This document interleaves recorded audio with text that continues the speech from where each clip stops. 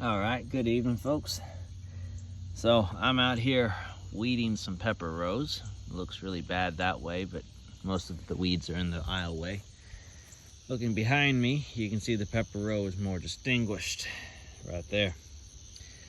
So I wanted to talk a little bit about weeding, or I should say weeds. So obviously the best time to take care of weeds and control them is when they are really little, before they can do much damage. But obviously that unfortunately is not always the case. We get weeds that get away from us, areas of our fields get away from us, such as what's behind me. So we have to take care of them when they're at a larger stage. So weeds, by their very nature, are tough, resilient plants, and they usually send down roots that are quite large. This isn't a prime example here, but maybe I'll find another one. So plants that we plant, peppers, tomatoes, onions, for example, they have relatively shallow root systems, and they can only access nutrients that are on the very top level of soil. But there are vast amounts of resources, nutrients, etc., that are further down in the deeper levels of the soil, 3, 5, 6 inches down.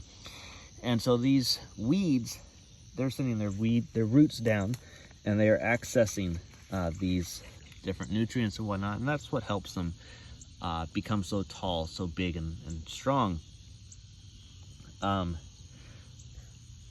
Plants, whether they're pepper plants or weeds, they absorb the nutrients into their bodies, into their stems, their stalks, their leaves, and utilize them as needed.